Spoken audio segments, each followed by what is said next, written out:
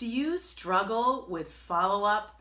You met the person, you connected, but you wonder, should I follow up with them? I mean, is it going to be weird? What do I say? When do I say it? Then what?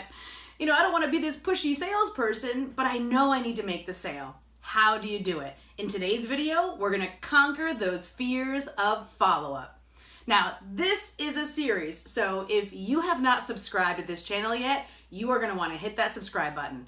My name is Renee Rebar, and I am sharing all of my 20 plus years of sales experience, good, bad, and ugly, with you every week with fresh, new YouTube exclusive videos. And this sales training is meant for you if you want to take some of those former connections and follow up with them to turn them into new paying clients. Let's dive in. This is step number 2 in this follow-up series. So you've already done step number 1. Now you're on to step number 2. Your focus is on them. I want you to write out exactly what you want to ask them in the most simple way. And again, this is not an invitation to anything yet. The goal of the first connection is to get them to respond to you. So you've got to make it all about them. Plus, wherever you met them before, whether it was yesterday or last year, things could have changed between then and now. And you want to take the temperature of that relationship and where their business is at before you start diving in and making offers. Because sales is not about just how many offers can I make to as many people as possible. No, it's about solving a puzzle. And you cannot unless you know all the pieces. Have you ever tried to do a puzzle and the freaking pieces were missing? Yeah, talk about like those vacation home rentals, right? Yeah, those stink. Okay, so the puzzles at those houses stink. Okay, so you know what I'm talking about if you're laughing. Thank you for laughing at my jokes. So here it goes.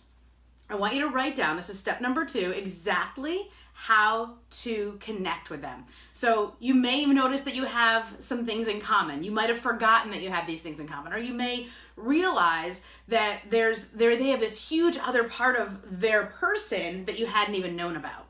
So I want you to either write a message, either direct message or private message on one of the social media platforms, or write an email, or send them a voicemail or a phone call and ask one simple question with a compliment on either side. So a sandwich of compliments. Hey, I noticed such and such and such. Compliment. I definitely want to ask you this. Easy to answer question. But I'm so impressed by this. Compliment. So it's super easy. It's a direct question sandwiched by 2 compliments. Who wouldn't want to answer that? Of course, I dive deeper into this in my personal training with my clients, and you're going to want to grab that training with the worksheets in the link below if you haven't gotten it already. But bottom line is when it comes to follow-up, the old adage is there's fortune in the follow-up. Well, that's true, but you have to actually do it, and you have to do it in a way that's not feeling to them like a big fist into the chest. You have to do it so that it's all about them. Ask them one simple question that is about them. For example, hey Bill, I just saw an article about snowshoeing. It reminded me of you because when we met at the conference, you talked all about it and I was so excited. I actually tried it this past winter, loved it. What a great activity for the family. So I was wondering, do you have snowshoeing plans for this winter? Can't wait to talk more. Renee. That's what I would say, right? Something simple, remembering, reminding, complimenting, easy to answer question, not necessarily about business, and then a positive upswing at the end. That's it.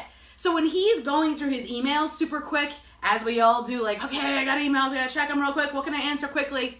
You may be the first one he answers.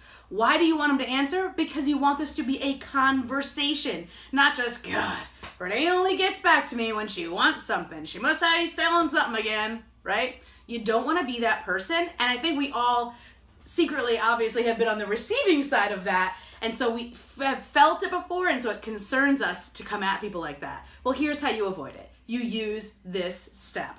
Now, this is a part of a series, so I have way more to talk about with follow-up. Follow-up is my favorite F word, and I can't wait to share more with you in the next video.